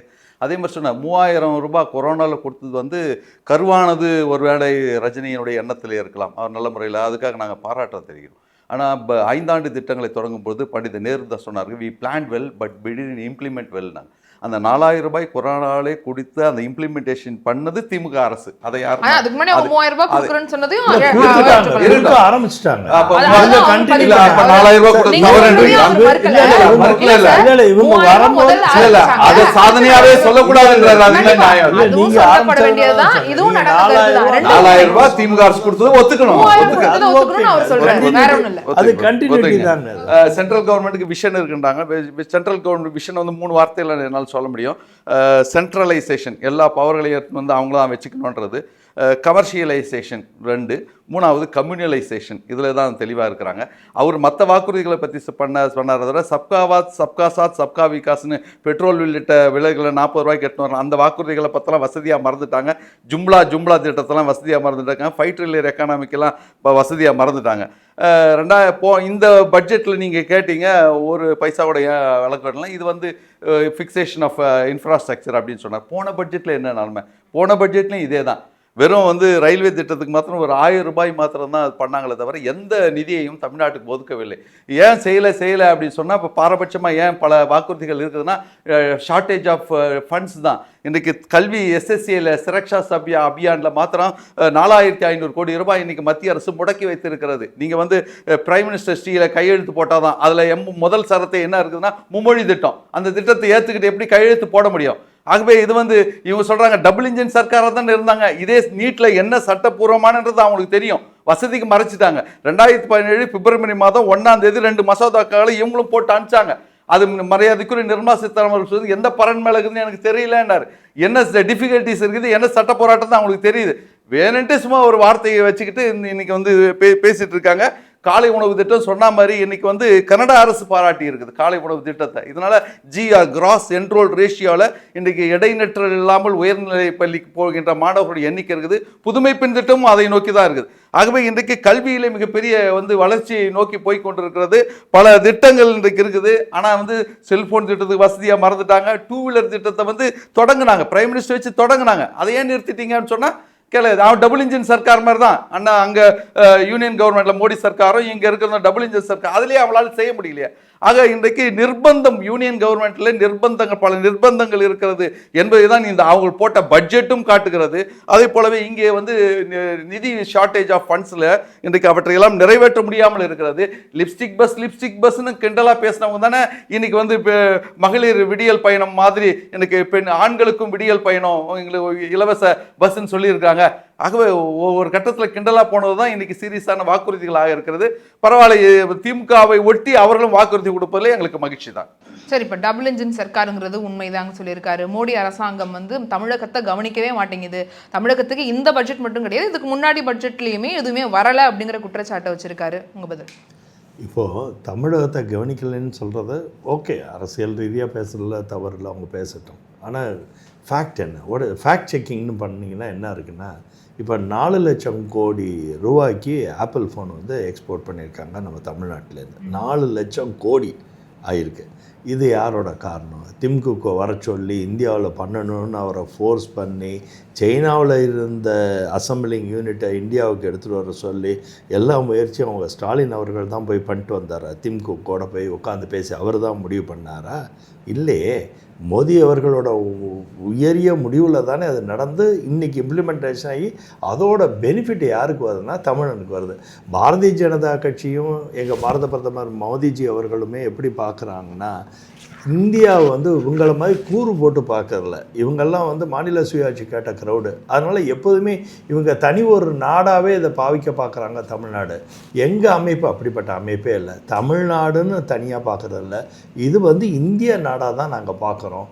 இந்திய நாடோட வளர்ச்சியை வந்து எந்தெந்த இடத்துல என்ன மாதிரி ரிசோர்ஸஸ் நல்லா இருக்கோ அந்த மாதிரி ரிசோர்ஸஸை வந்து பெனிஃபிட் கிரியேட் பண்ணுறோம். அப்படி தான் பார்க்குறாங்க. இப்போ நம்ம ரிசோர்ஸ்னு என்ன சொல்கிறேன்னா திறன். நம்ம ஊரில் நம்ம நிறைய படிப்பறிவு உள்ள இளைஞர்கள் இருக்கிறதுனால அதோட திறனை ஆராய்ஞ்சு அந்த திறனுக்கு உண்டான வேலைவாய்ப்பை உருவாக்கக்கூடிய அமைப்பாக தான் பாரதம் நடந்துக்கிட்டு இருக்கோம். இது வந்து உடனே 10,000 ரூபா பீகார் கொடுத்தோம், இதுக்கு அது கொடுத்தோம், இப்படியெல்லாம் கம்பேர் பண்ணக்கூடாது. நம்ம ஊர் வந்து நான் நேற்றே ஒரு இடத்துல பேசினேன், கமலஹாசன் கூட அந்த வார்த்தையை எடுத்து பயன்படுத்தியிருக்காரு ஃப்ளோரில்.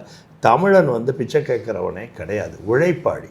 இந்த உழைப்பாளிக்கு உழைப்பு தான் எதிர்பார்க்குறானே ஒழிய இலவசங்களை அவன் எதிர்பார்க்கவே இல்லை. இலவசம் கொடுத்தா சரி ஒரு கன்வீனியண்ட்டாக வாங்கிக்கிறாங்க. அவங்க இலவசத்தை எதிர்பார்த்து ஒன்றும் இந்த அரசியல் அமைப்பை அவங்க வாழவே இல்லை. தமிழ்நாடு மட்டும்தான் அரசியல் அமைப்புள்ள அந்த வீட்டில் சுத்தாத ஒரு மக்கள் தொகை இருக்கிற பூமி வந்து தமிழன் தான். ஏன்னா அவனுக்கு சுயமரியாதை இவங்க சொன்ன வார்த்தையை நான் எடுத்து சொல்கிறேன். அவனுக்கு செல்ஃப் எஸ்டீம் ரொம்ப ஜாஸ்தி. அவன் தன்னை உழைச்சி முன்னுக்கு வரணும்னு ஆர்வம் உள்ளவன். அந்த உழைச்சி முன்னுக்கு வரணும்னு நினைக்கிறதுனால தான் ஒவ்வொரு தாய்மார்களும் தகப்பன்களும் குழந்தைகளை படிக்க வைக்கிறதுக்கு கடனை வாங்கி படிக்க வைக்கிறாங்க. எந்த சமுதாயத்தில் இந்தியா முழுக்க நீங்கள் பார்த்தீங்கன்னா படிப்பை கொடுக்கணும் எல்லா சமுதாயத்திலையுமே வேலைக்கு குழந்தைகளை அனுப்பணும்னு நினைக்கிற இந்த பாரத தேசம் நிறைய ரீஜனல் ஸ்டேட்ஸ் அப்படி இருக்கிற பட்சத்தில் தமிழ்நாடுல மட்டும்தான் பேரண்ட்ஸ் வந்து குழந்தைகளை படிக்க வைக்கிறது கடன் வாங்கி தன்னோட சந்தோஷங்களை குறைச்சி குழந்தைகளோட நலனை ஃபோக்கஸ் பண்ணுறதுனால தான் இவ்வளோ திறன் மேம்பட்டு இவ்வளோ திறனாளிகளாக நம்ம தமிழ் மக்கள் இருக்கிறதுனால தான் பெரிய பெரிய இண்டஸ்ட்ரியெல்லாம் எடுத்துகிட்டு வர முடியுது. அப்படி பெரிய பெரிய இண்டஸ்ட்ரியை எடுத்துகிட்டு வந்து கொடுத்தா கூட நிர்வாக சீர்கேடும் இந்த அதிகப்படியான கமிஷன் கேட்கறதுனாலையும் என்ன பிரச்சனை வந்ததுன்னா எல்லாம் ஓடி போயிடுறாங்க. தமிழ்நாட்டில் இருக்கிறதுக்கே பயப்படுறாங்க. எத்தனையோ நிறுவனங்கள் நான் லிஸ்ட்டு போட்டால் ரொம்ப வருத்தப்படுவாங்க, அரசாங்கம் வருத்தப்படுவாங்க. அவ்வளோ பெரிய கம்பெனியெல்லாம் தமிழ்நாட்டுக்கு வந்திருக்கக்கூடிய கம்பெனியெல்லாம் வராமல் போனதுக்கு மெயின் காரணமே என்னென்னா அட்மினிஸ்ட்ரேட்டிவ் சீர்கேடாக இங்கே இருக்கதும் அதில் ஒரு அரசாங்கத்தை வளர்க்குறதுக்கு எவனுமே இங்கே வரல. எந்த தொழிலதிபரும் அரசாங்கத்தை நல்லா வச்சுக்கணும், திமுக அரசாங்கத்தை சிறப்பாக செயல்படுறதுக்கு வரல. அவனோட தொழில் சிறப்பாக செயல்படணுங்கிறது தான் வரான். அவன் எதை நோக்கி வர்றான்? இங்கே இருக்க ரிசோர்ஸஸ் இங்கே இருக்க மனித வளத்தை பார்த்து தான் வரான். அப்போ அவனை வாங்கன்னு வரவேற்று அவனுக்கு ஓப்பன் காரிடாராக பண்ணி எந்தவித கமிஷனோ கரப்ஷனோ இல்லாத ஒரு அமைப்பை இவங்க கொடுத்துருந்தாங்கன்னா இன்னைக்கு தமிழ்நாடு வந்து நம்பர் 1 ஸ்டேட்டாக ஜெனுவனாகவே ஆகியிருக்கும். ஏன்னா அந்த அளவுக்கு உழைப்பாளிகள் உள்ள தமிழ்நாடை நம்ம சீர்கேடு பண்ணி சீரழிச்சுக்கிட்டு இருக்கோங்கிறது தான் என்னோட கவலை. நன்றி சார். சுபேர் சார், அவர் வந்து நிறைய சிலதுக்கு முன்னாடி கிளாரிஃபிகேட் பண்ணிடுறேன். சொன்னார் தமிழ்நாட்டு மக்கள் யாரும் வந்து இலவசங்களை கேட்கறது இல்லைன்றாரு. இலவசமே நாங்கள் உங்கள்கிட்ட கேட்கல. எந்த தமிழன் இலவசத்தை எதிர்பார்க்கவில்லை. தமிழ்நாட்டின் உரிமைகளை தான் கேட்குறோம். எங்களுக்கு வர வேண்டிய ஜிஎஸ்டி பணத்தை கொடுங்க, கல்விக்கான எங்களுக்கு வர வேண்டிய உரிமை பணத்தை கொடுங்க, இதுதான் கேட்குறோம். நாங்கள் வந்து ஒன்றிய அரசு 4000 கோடி நிப்பாட்டி வச்சிருக்கீங்க, 4000 கோடி நிப்பாட்டி வச்சுக்கிட்டு நீங்கள் இதில் பிஎம்சி சேதம் தான் பணத்தை ரிலீஸ் பண்ணிட்டுறீங்க. இது வந்து ஜனநாயக நாட்டில் இப்படி இந்த நடந்திருக்கா? பொங்கல் நிதி கொடுக்கும் போது அந்த 4000 கோடி நீங்க எதுக்கு நீங்க 4000 கோடி நிப்பாட்டி வச்சிருக்கீங்க? 4000 கோடி நிறுத்துறது முக்கியமா? நீங்க ரெவென்யூ பில் பண்ணி அந்த 4000 உரிமையை தானே கேக்குறாங்க. நீங்க வந்து ஒருத்தருக்கு வேலை பார்க்கும் போது வேலையில சரியான சம்பளம் கிடைக்கலன்னா அவர் என்ன பண்ணுவாரு? தன்னோட வருமானத்தை பெரிய எதுக்கு நிப்பாட்டியே வச்சிருக்கீங்க? அதை சொல்லுங்க. அது மாதிரி 4000 கோடி இல்லங்க, நிதி கொடுக்கலன்னு சொல்ற குறை சொல்றதை காட்டில அந்த நிதி ஏன் கிடைக்கலங்கிறது அவங்க மனசாட்சிக்கு தெரியும். அவங்க சொன்ன முறை ஒரு ஸ்கீம் இந்த பாருங்க, ஒரு ஸ்கீம்னு இருக்குன்னா இப்போ வந்து 8 மணி நேரத்துக்கு மேல 3 மணி நேரம் வேலை பார்த்தா எக்ஸ்ட்ரா சம்பளம் கொடுப்பேன்னா நீ அந்த 3 மணி நேரம் வேலை பார்த்தா தானே கிடைக்கும். அப்படி இல்லாம அந்த ஸ்கீமோட பர்பஸ் என்ன? நீங்க கொள்கை கொடுத்துருக்காங்க, ஸ்கீம் கிரியேட் பண்ணியிருக்காங்க, இந்த பணம் அதுக்கு தான் செலவழிக்கணுங்கிறத தெளிவா சொல்லியிருக்கும் போது நான் அந்த கொள்கைக்கு ஒத்துக்க மாட்டேன், அந்த ஸ்கீமுக்கு அபைடு பண்ண மாட்டேன், ஆனா நீ அந்த பணம் கொடுனா யாரு கொடுப்பா? எந்த நிர்வாகம் கொடுக்கும்? இவங்க கொடுத்துருவாங்களா? இவங்க கலெக்டர் ஆஃபீஸ்க்கு ஒரு நிர்வாகத்திறனில் கொடுத்துட்டு அந்த பணத்தை கலெக்டர் ரெவென்யூ டிபார்ட்மெண்ட்ல கேட்டால் அவங்க ஸ்டேட் செக்ரட்டரி கொடுத்துருவாரா? கண்டிப்பாக கொடுக்க மாட்டார். இதெல்லாம் அட்மினிஸ்ட்ரேட்டிவ் மாடலுங்க. இது அரசியலே இல்லை, அரசியல் தான் இது. அதாவது ஏற்கனவே சொன்ன மாதிரி தமிழ்நாட்டிலிருந்து யாரும் ஒன்றிய அரசை நோக்கி ஒன்றிய அரசை நோக்கி வந்து இலவசங்கள் கேட்கல, பிச்சை கேட்கல. எங்களுடைய உரிமைகளை கேட்குறோம். கொடுக்க வேண்டிய பணத்தை கொடுங்க, நிறுத்தி வச்சுக்கிட்டு இதில் இது வந்து ஒரு ஏறக்குறைய ஒரு வார்த்தை, அதிகப்படியான வார்த்தை சொல்லணும்னா ஒரு பிளாக்மெயில் அரசியல் தான் அவங்க பண்ணுறாங்க. அது மாதிரி தொடர்ந்து பண்ணுறாங்க. இந்த மாதிரி எத்தனை விஷயங்கள் சொல்லிட்டே போகலாம், அடிக்கடிக்கு போகலாம். வெளிநாட்டு முதலீடுகள் இன்றைக்கி சாருக்கு தெரியும். இந்தியாவில் எந்தெந்த மாநிலங்களில் அதிக வெளிநாட்டு முதலீடுகள் வருதுன்னு தெரியும். அது 2வது 3வது இடத்துல தமிழ்நாடு இருக்குது. ஒரு மாநிலத்திற்கு ஒரு வெளிநாடு முதலீடுகள் வர்றதற்கு என்னென்ன காரணங்கள் வேணும்? இன்ஃப்ராஸ்ட்ரக்சர், சட்டம் ஒழுங்கு பிரச்சனை, அந்த மாநிலத்தினுடைய ஒத்துழைப்பு. சிங்கிள் விண்டோ சிஸ்டத்தில் இன்றைக்கி கவர்மெண்ட் வந்து வெளிநாடு முதலீடு வரதுக்கான ஏற்பாடுகளை செஞ்சுக்கிட்டு இருக்காங்க. இன்ஃப்ராஸ்ட்ரக்சர் நல்லா இருக்குது, சட்டம் ஒழுங்கு பிரச்சனை வட மாநிலங்கள் மாதிரி கிடையாது, எல்லா வகையும் நல்லா இருக்குது. அது மாதிரி ஒன்றிய அரசுடைய ஒத்துழைப்பும் இருந்தால் தான் இங்கே வருங்கிறதுல யதார்த்தமான உண்மை. ஆனால் நீங்கள் வரக்கூடியது எங்கே தள்ளி விடுறீங்க? உங்கள் ஆளக்கூடிய மாநிலங்கள் தள்ளி விட்டு அதை மீறி போராடித்தான் ஒரு மாநில அரசு இங்கே தமிழ்நாடுக்கு தேவையான இதை கொண்டு வந்திருக்கு. ஆப்பிள் ஃபோன் வந்து 5 லட்சம் கோடி ஏற்றுமதி பண்ணியிருக்காங்கன்னா பெங்களூரில் இருக்குது, இப்போ ஸ்ரீபெரும்புதூரில் வந்திருக்கு. அது வெளிநாட்டு நிறுவனமாக இருந்தால் கூட தமிழ்நாட்டில் இருக்கக்கூடியவர்களுக்கு வேலைவாய்ப்பு கிடைக்குது, அது மாற்று கருத்து கிடையாது. ஆனால் அது முதல்ல ஆரம்பிக்கப்பட்டது பெங்களூர் தான், அதுக்கு பிறகு தான் ஸ்ரீபெரும்புதூரில் வந்திருக்கு. இப்போ அப்போ இது வந்து ஒட்டுமொத்தமாக இந்தியா பார்க்க எல்லா மாநிலத்தையும் பார்க்குற மாதிரி இந்தியாவை வந்து நீங்கள் பறந்து பாருங்கிறாங்க. நாங்களும் தான் சொல்கிறோம். பீகார் கொடுக்க வேண்டிய நிதி எங்களுக்கு கொடுங்க, யூபியில் கொடுக்க வேண்டிய நிதி எங்களுக்கு கொடுங்க, யூபிக்கு கொடுக்க மெட்ரோ ட்ரெயினை எங்களுக்கு கொடுங்க. மதுரை மெட்ரோ ப்ராஜெக்ட் ட்ரெயின் கேட்குறாங்க, நீங்க கொடுக்க மாட்டேங்கிறீங்க. அதுக்கு சில ரீசன் சொல்றாங்க. சரி, எது சொன்னாலும் மத்திய அரசுல நமக்கு வரலங்கிறத சொல்றோம். மாநில அரசு கீழ இருக்கிற விஷயங்களே பண்ணல. இப்போ ரோட்டோரத்துல யாருமே இருக்க மாட்டாங்கன்ற ஒரு வாக்குறுதி கொடுத்தோம். ஆனா இன்னைக்கு பிராட்வேல முடிந்த அளவுக்கு இப்ப சென்னை மெரினாவுல ரோட்டோரத்தில் வசிப்பதற்கான வாங்க சார், மெரினா சொல்றீங்க, பிராட்வேல நம்ம போய் பார்த்தா நமக்கு இன்னும் ஒரு மாநில அரசு ஸ்டெப் பை ஸ்டெப்பா தாங்க பண்ண முடியும். முதல் கட்டமாக சென்னை மெரினா கடற்கரையில 5 வருஷம் போயிருச்சு. மெரினா கடற்கரையில சார் 5 வருஷத்துல 2 வருஷம் கொரோனா போய் தின்றுச்சு சார். 2 வருஷம் கொரோனா தின்றுச்சு. மீதி 3 வருஷத்துல ஆட்சியில வந்து ஒன்றிய அரசின் பெரிய ஒத்துழைப்பு இல்லாம மாநில அரசினுடைய வருவாயை வைத்துக் கொண்டு சம்பளம் போடணும், திட்டங்களை நிறைவேற்றணும், அரசாங்கத்தை ரன் பண்ணிட்டு போகணும், இவ்வளவு இருக்கு. அப்படி கட்டிடம் கொடுத்தவங்களும் சரியான பராமரிப்பு இப்பதான் ஓபன் பண்ணிருக்காங்க. இப்பதான் வந்து ரோட்டோரத்தில் தங்கக்கூடியவர்களுக்கான ஒரு காப்பகம் மாதிரி ஒன்று தங்கி கட்டப்பட்டிருக்கு. ஏன் மாடுகளுக்கான காசோலை கூட அந்த அரசாங்கத்தில் கட்டப்பட்டிருக்கு. சென்னையில் ராயப்பேட்டையில் கட்ட வச்சிருக்காங்க. அப்படி முடிந்த அளவுக்கு ஒரு மாநில அரசினுடைய வருவாயை வைத்துக் கொண்டு அவங்க திட்டங்களை செயல்படுத்தி கொண்டிருக்கிறாங்க. ஒன்றிய அரசை சொல்லக்கூடிய அளவுக்கு இந்தியாவை நாங்கள் பறந்துபட்டு பார்க்குற மாதிரி தமிழ்நாட்டையும் நீங்கள் பாருங்க, பீகாரை பார்ப்பது போல, யூபிஐ பார்ப்பது போல தமிழ்நாட்டையும் பாருங்க அப்படிங்கிறது நம்மளுடைய கேள்வியா இருக்கு. ஓகே, கொஞ்சம் கொஞ்சமாக நாங்கள் செஞ்சுட்டே வரோம், எங்களால் முடிஞ்ச எல்லாத்தையுமே நாங்கள் பண்ணிட்டு இருக்கோம், நாங்கள் சொல்லாத விஷயங்களுமே செய்கிறோம், எங்களுக்குன்னு ஒரு அவகாசம் வேணும். 2 ஆண்டுகள் கொரோனாலே முடிஞ்சிருச்சு, மித்த 3 ஆண்டுகளில் எங்களால் முடிஞ்ச வாக்குறுதிகள் எல்லாத்தையும் நிறைவேற்றோம், முழுமையாக எந்த அரசுமே நிறைவேற்ற முடியாதுங்கிறதா நிதர்சனம் அப்படிங்கிற ஒரு கருத்தை வச்சிருக்காரு. உங்களுடைய இறுதி கருத்தையும் சேர்த்து பதிவு பண்ணிடுங்க. அதாவது வெற்றி, ஒரு தேர்தல் வெற்றி என்பது வெறும் வாக்குறுதி மட்டும் இல்லை, அதுவும் ஒரு பகுதி தான், எல்லாமே சேர்ந்தது தான். நிர்வாக சீர்கேடுகள், சட்ட ஒழுங்கு பிரச்சனைகள், பெண்கள் பாதுகாப்பு, அடுத்து கட்டமைப்பு, முதலீடுகள் எல்லாம் சேர்ந்த ஒரு பேக்கேஜ் தான் ஒரு வெற்றியை தீர்மானம் பண்ணும். ஆனால் இங்கே இப்போ இருக்கிற சூழ்நிலைகள், சட்ட ஒழுங்கு பிரச்சனைகள் அதிகமாக இருக்குது, பெண்களுக்கு பாதுகாப்பில்லை, தினம் தினம் வன்கொடுமைகள், கூட்டு பாலியல் பலாத்காரங்கள் நடக்குது, கேன்டீனில் நடக்குது, ஒரு வட மாநில தொழிலாளர்களுக்கு ஒரு கல்லூரியிலே ஒரு அச்சுறுத்தல் நடக்குது, செயின் பறிப்பு நடக்குது. எந்த அளவுக்கு கோயம்புத்தூரை பேசிட்டு இருக்கும்போது விழுப்புரத்தை பேசுகிறோம். திருவண்ணாமலை வந்த யாத்திரிகர்களுக்கு வேலியே பயிரமைகிற மாதிரி காவலர்களை இவங்க வந்த பிறகு 18 பேர் மேலே போக்சோ வழக்குகள் அதிகரிச்சிருக்குன்னு கீதா ஜீவன் ஒத்துக்கிறாங்க. குழந்தை திருமணங்கள் அதிகரிச்சிருக்குன்னு அவங்களே ஒத்துக்கிறாங்க. எங்களுடைய கொள்கை விளக்க குறிப்பிலையும் பாருங்க, அவங்க கொள்கை விளக்கு எத்தனை மடங்கு அதிகரிச்சிருக்கு, 18% அதிகரிச்சிருக்கு போக்சோ வழக்குகள். அப்ப இதெல்லாம் வந்து ஒரு காரணிகளா இருக்காதா? இப்ப கிராமப்புறங்களில் இருக்கிறவங்க விலையில்லா ஆடு மாடுகளை கொடுத்தோம், அதை நீங்க நிறுத்தி வச்சிருக்கீங்க. அதான் தேர்தல் வாக்குறுதினா 10 விஷயத்தை எடுத்துட்டு ஒரு விஷயத்தை செஞ்சிட்டோன்றது இல்லை, ஏற்கனவே இருக்கிற 10 விஷயத்தோட 11 செய்யறது தான் தேர்தல் வாக்குறுதி. இப்ப அப்படியெல்லாம் கொடுத்து அதை நடைமுறைப்படுத்தினால்தான் 31 வருஷம் ஆண்டு இருக்கும். நாங்க கொஞ்சம் கொஞ்சமா செய்யறோன்றீங்க. என்ன கொஞ்சம் கொஞ்சமா செய்யறதுக்கு? நீங்க 75 வருஷம் ஆண்ட ஒரு கட்சி கொஞ்சம் கொஞ்சமா செய்யறோன்னு ஒரு புதிய கட்சி போலவா சொல்வீங்க? பொங்கல் தொகுப்பு முதல் வருடம் எப்படி கொடுத்தீங்க? ஏன் செய்யலன்னு கேட்டா கொரோனா சொல்றீங்க. ஆனா நாங்க செஞ்சுட்டோன்ற விஷயங்கள மார்த்தட்டிக்கிறீங்க. காலை சிற்றுண்டி திட்டம் எடப்பாடியார் கொண்டு வந்தது. அக்ஷய பாத்திரான்ற முறையில் 5 கோடி ஒதுக்கி கிரீம்ஸ் ரோட்ல 2 கிச்சன் போட்டார், அது உங்களுடைய திட்டமா இருக்கிறீங்க. நம்ம ஸ்கூல் ஃபவுண்டேஷன் சிஎஸ்ஆர்ன்ற முறையில் எடப்பாடியார் கொண்டு வந்தது. அப்புறம் அம்மா கிளினிக், அது என்ன தலையில இவர் வந்து கட்டமைப்பே செய்யலன்றாரு. 2000 மினி கிளினிக் கொண்டு வந்து ஒரு டாக்டர், ஒரு நர்ஸு, ஒரு லேப் டெக்னீஷியன் அங்கே போட்டு வச்சுருந்தாங்க, மெடிக்கல் டெக்னீஷியன் போட்டு நடைமுறைப்படுத்திருந்தோம். சில இடங்களில் அந்த கட்டமைப்புகளில் சில குறைகள் இருந்திருக்கலாமே தவிர, ஆனால் நடைமுறைப்படுத்தினதை முற்றிலுமாக நான் மறுக்கிறேன், அதை ஏற்றுக்க மாட்டேன். அடுத்து பாதுகாக்கப்பட்ட வேளாண் மண்டலத்தில் நீங்கள் ஆட்சிக்கு வந்த பிறகு அங்கே துளை போட்டதே எனக்கு தெரியாதுன்னு சொன்ன ஒரு முதலமைச்சர் தெரியுமா? அதை கொண்டு வந்தனால தான் நீங்கள் பாதுகாப்படுறது. நாங்கள் என்ன சொல்கிறோன்னா, நீங்கள் நீர், மண் வளம், உணவு, விவசாயம் இதெல்லாம் தமிழ்நாட்டுக்கு ரொம்ப முக்கியமானது. அப்படி தொலைநோக்கு பார்வையோட தடுப்பணைகளை கொண்டு வந்து நீங்க என்ன சொன்னீங்க? 1000 தடுப்பணைகளை கொண்டு வருவோம் வாக்குறுதியில் சொன்னீங்க. எத்தனை தடுப்பணைகள் கொண்டு வந்தீங்க? எத்தனை கூட்டு குடிநீர் திட்டங்களை கொண்டு வந்தீங்க? எத்தனை ஏரி கால்வாய்கள் தூர்வாரினீங்க? வெள்ளம் வரும்போது ஆகாய தாமரை போய் எடுக்கிறாங்க, ஜேசிபி வச்சுட்டு ஊடகங்களை எடுத்து போடுது. அப்படி பல்வேறு காரணங்கள். அதே வெள்ள வர்றப்ப தான் சென்னை மிதந்தது உங்க ஆட்சியில. நகராட்சி குடிநீர் அதே சென்னை வர்றப்ப தான் உங்க ஆட்சி மிதந்தது. 2569 போஸ்டிங்க்கு ஒவ்வொரு போஸ்டிங்கும் 30 லட்சம். எத்தனை மாணவர்களை கனவை செஞ்சிருக்கீங்க? எத்தனை எதிர்பார்ப்புகளோட எழுதியிருப்பாங்க. இடி கடிதம் மேல கடிதம் போடுது. இவ்வளவு பிரச்சனை இருக்கும்போது பொறுப்பு டிஜிபி, அந்த டிஜிபிக்கு ஒரு பொறுப்பு, டிஜிபிக்கு ஒரு பொறுப்பு, இப்படி எல்லாம் இருக்குமா? ஏன் டிஜிபியை போடாம இருக்கீங்க? நாங்க தான் குற்றச்சாட்டு வைக்கிறோம்ல, சட்ட ஒழுங்கு பிரச்சனை இருக்குன்னு டிஜிபியை போடாம இருக்கீங்க. ஸோ பல்வேறு காரணிகள் அடங்கிய இந்த ஆட்சி. அதற்கு முன்னாடி மின்வெட்டு பிரச்சனை இருந்துச்சு, தொடர் மின்வெட்டு தான் ஆட்சி வந்து வீட்டுக்கு அனுப்பிச்சுது.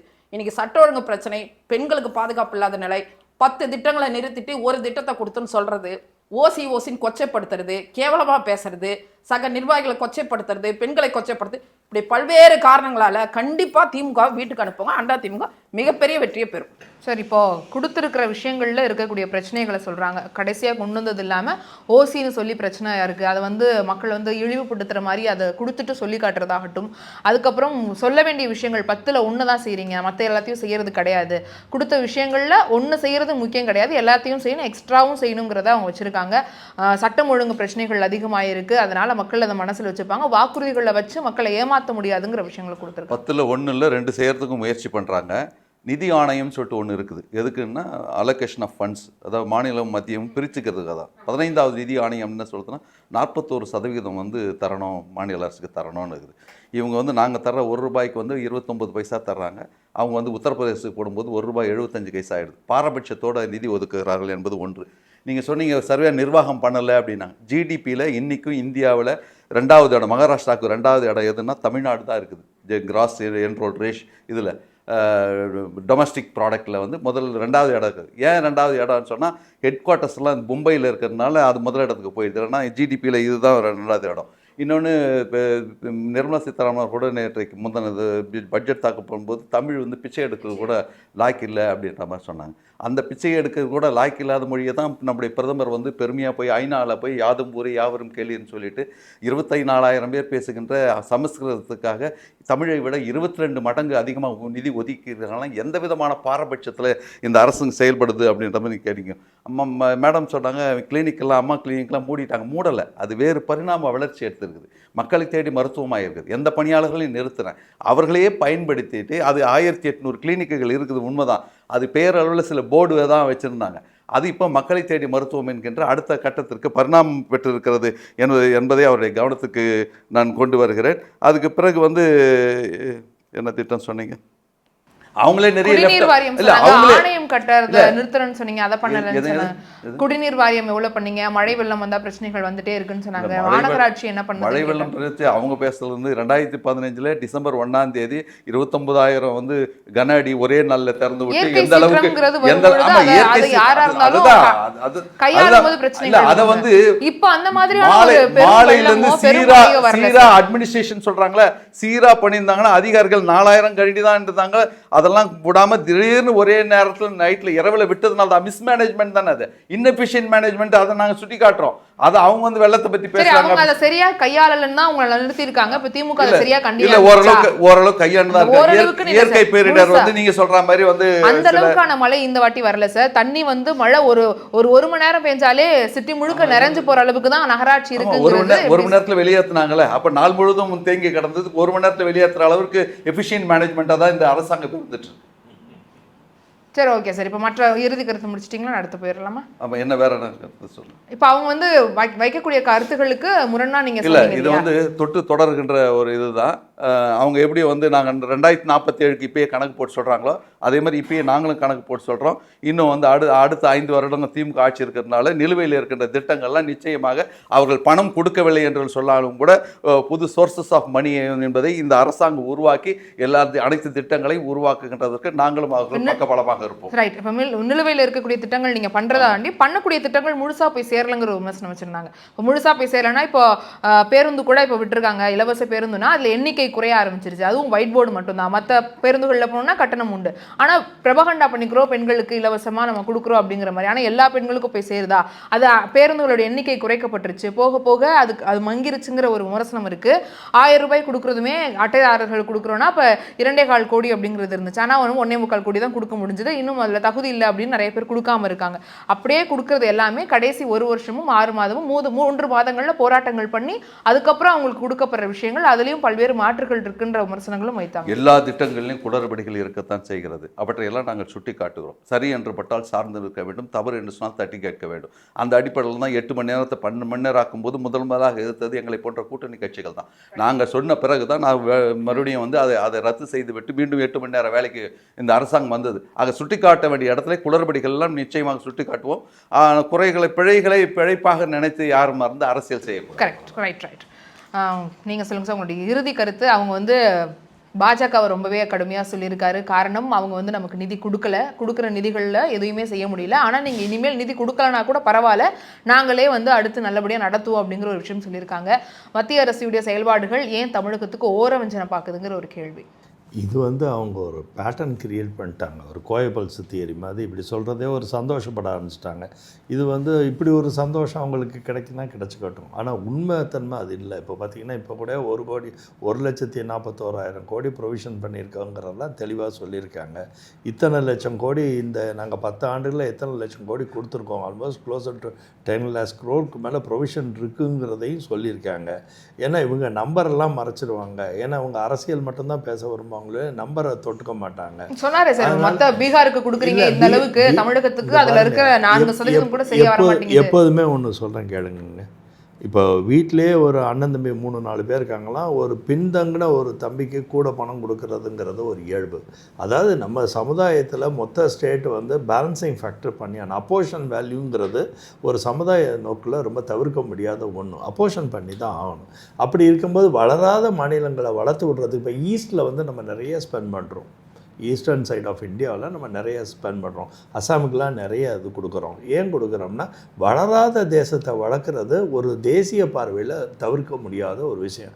வளர்ந்த ஸ்டேட்டை நம்ம பாதுகாக்கிறது தான் நம்மளோட முக்கியம். இப்போ எங்களோட அதிகமான பார்வை பாரதிய ஜனதா கட்சின்னு பார்த்திங்கன்னா எங்களோட பார்வை இங்கே இருக்குன்னா அவங்க மேடம் சொன்ன மாதிரி ஒரு பாதுகாப்பு உணர்வு டே பை டே குறைச்சிட்டு போகுது. டாஸ்மாகோட வளர்ச்சி என்ன ஆகிட்டே போகுதுன்னா நிறைய தீய செயல்களை செய்யக்கூடிய ஒரு தூண்டுதலுக்கு டாஸ்மாக் வந்து வழி காமிக்குதுங்கிறது ரொம்ப பிரச்சனை. ரெண்டாவது இப்போ வந்து சமுதாயத்தில் எல்லாருமே இந்த ட்ரக் ஆக்டிவிட்டி, ட்ரக் மூவ்மெண்ட்டை பற்றி ரொம்ப அதிகமாக எல்லா அரசியல் தலைவர்களுமே அதை சொல்லி சொல்லி வருத்தப்பட்டு பல நிகழ்வுகளை நம்ம சமீபத்தில் பார்க்குறோம். அதுவும் ரொம்ப வருத்தத்துக்குரியது. ஏன்னா 40% இளைஞர் சமுதாயம் உள்ள தமிழ்நாட்டுக்கு ட்ரக் மூவ்மெண்ட்டுங்கிறது ரொம்ப ரொம்ப இல்லை ரொம்ப கொடுமையான ஒரு இப்போ அதை தான் நம்ம வந்து இந்த மதுராந்தகத்துக்கு மதுராந்தகத்துக்கு அதிகமாக வந்து நம்ம பாரத பிரதமர் மதுராந்தகத்துக்கு போது கூட இதை பற்றி தான் அவர் காயின் பண்ணிட்டு போனார். எனக்கு இருக்கிற ஒரே கவலை திமுகவோட அரசியல் அமைப்பில், அரசாங்கத்தில், அவங்களோட அட்மினிஸ்ட்ரேட்டிவ் கேப்பபிலிட்டியில் என்னோட ஒரே மேஜர் கவலை என்னென்னா இவர் சொல்கிறபடி திருப்பி ஆட்சிக்கு வருவோம்லாம் சொல்கிறார். நான் இன்னும் ரொம்ப பயந்துடுறேன். இப்படியெல்லாம் நடக்கக்கூடாதுன்னு நான் இறைவனை வேண்டிக்கிறேன். என்ன காரணம்னு நான் சொல்கிறேன். என்னென்னா இப்போ வந்து தனி ஒரு மனிதனோட பாதுகாப்பு வந்து ரொம்பவே இடர்பாடில் இருக்குது. ஒரு தனி மனிதன் ஒரு சுதந்திர நாட்டில், ஒரு சுதந்திர பூமியில் நம்ம சுதந்திரமே இல்லாத ஒரு வாழ்வாதாரம் வந்து அமைஞ்சிக்கிட்டு இருக்கு. இவங்க சொல்கிற சூடோ சுதந்திரம் சொல்கிறாங்க. வியாபாரிகளும் பணக்காரங்களும் பணத்தை கொடுத்து வாழ முடியுங்கிற நிலைமையில் இருக்க வழியே அடிப்படை சுதந்திரங்கிறது என்ன இருக்குன்னா வாழ்வாதாரம் மாறின பிறகு தான் அடிப்படை சுதந்திரம் இருக்கிறதுக்கு வாய்ப்பாக இருக்கும். 1,16,00,000 பேர் இன்றைக்கும் தமிழ்நாட்டில் இரத்த விருத்திக்கு ரத்தம் சிந்துற பீப்புள் இன்றைக்கி இருக்கிறாங்க. அதுக்கு யாருமே முயற்சி பண்ணவே மாட்டேங்கிறாங்க. 3 வேளை சாப்பாடுக்குன்னே உழைக்கிற ஒரு பெரிய கூட்டம் நம்ம தமிழ்நாட்டில் இன்ன வரைக்கும் இவ்வளோ வளர்ந்த பூமியில் இன்றைக்கும் வளராமல் இருக்கிற ஒரு சமுதாயம் நம்மளோட பிணைஞ்சிருக்காங்க, நம்மளோட வாழ்ந்துக்கிட்டு இருக்காங்க. அவங்களோட வாழ்க்கையை கவனிங்க. அவங்களுக்கு வேணுங்கிற சித்தாந்தத்தை உருவாக்குங்க. அவங்களுக்கு வேணுங்கிற திட்டங்களை உருவாக்கி செயல்படுத்த ஆசைப்படுங்க. நீங்கள் அரசாங்கம் நடத்துறது மேடம் சொன்னபடி ரொம்ப ஆண்டுகள் நடத்தியிருக்கீங்க. 2 கட்சிகளுக்குமே அதிக ஆண்டுகள் அனுபவங்கள் இருக்கும்போது அனுபவங்கள் இருக்கிற ஆட்சி அமைப்புலேருந்து நிர்வாக திறனோட இன்றைக்கி எல்லாம் வந்த காலத்தில் நிர்வாகத்தை உயர்த்தி நல்ல மக்களுக்கு வேணுங்கிற சாதனைகளை செஞ்சு மக்கள் நிம்மதியாக வாழ்கிறதுக்கு, தலை நிமிர்ந்து வாழ்கிறதுக்கு, பாதுகாப்பாக வாழ்கிறதுக்கு, எஸ்பெஷலி மகளிர் வந்து நல்ல துணிச்சலோடு செயல்படுறதுக்கு வேணுங்கிற வாய்ப்புகளை உருவாக்கி கொடுத்தாவே எந்த அரசாங்கமே நல்ல அரசாங்கமாக தான் இருக்க போகுது. அதை செய்யக்கூடிய திராணியோ அதை செய்யக்கூடிய கோட்பாடோ இவங்கள்ட்ட இல்லைங்கிறதான் என்னோட கவலை. ஓகே சார் அந்திரிதா சார் ரொம்ப விரிவா ஒரே ஒரு நிமிஷம் போதைன்றது டாஸ்மாக் மாத்திரம் கிடையாதுங்க. மத்திய இணையமைச்சர் ஒருத்தர் வந்து போன பார்லிமெண்ட்ல சொல்லியிருக்கு NDPS ஆக்ட் அதிகமாக வழக்குகள் பதிவாகிறது மத்திய பிரதேசமும் மகாராஷ்டிரா வந்து அதிகமாக இருக்குதுன்னு சொல்லியிருக்காங்க. பயமாக இருக்குதுன்னு சொன்னார். டிசம்பர் 25 நள்ளிரவு பூஜையில் கோயிலில் மரியாதைக்குரிய மோடி இருக்கும் பொழுது வெளியிலே சங் பரிவார அமைப்புகள்லாம் தொப்பியை கட்டு இல்லைன்னா நீங்கள் வந்து இது கிறிஸ்துவ சின்னத்தினுடைய அடையாளம் சொல்கிறதுனால எங்களுக்கு தான் பயமாக இருக்குது இந்த நாட்டில் இருக்கிறதுக்கு. Right sir. சட்டம் ஒழுங்கு பற்றியும் போதை பற்றியும் இன்னொரு விவாத நிகழ்ச்சியில் கட்டாயமாக விரிவாக பேசலாம். இல்லை ஒரு இறுதியாக சொல்லிடுறேன். சார் சொல்கிறாரு தமிழ்நாட்டில் போதை கலாச்சாரம் அதிகமாகிடுச்சு, மக்களுடைய அடிப்படை வாழ்வாதாரமே கஷ்டப்பட்டுட்டு இருக்கிறாங்க. யூபிலையும் பீகார்லையும் இவங்களுடைய ஆட்சி தான் இருக்குது. அந்த மக்களினுடைய அடிப்படை தமிழ்நாட்டுக்காரங்க அந்த அடிப்படை தமிழ்நாட்டுக்கு வாழ்வாதாரத்தை பூர்த்தி பண்ண முடியாம தான் தமிழ்நாட்டுக்கு அங்க வந்து வந்துட்டு இருக்காங்க. தமிழ்நாட்டுக்கு அங்க வந்து வந்துட்டு இருக்காங்க. வந்தாரை வாழ வைக்கக்கூடிய தமிழ்நாட்டில் வரக்கூடியவர்கள் அமைதியா வாழ்ந்துட்டு இருக்காங்க. வரக்கூடியவர்கள் செழிப்பா வாழ்ந்துட்டு இருக்காங்க.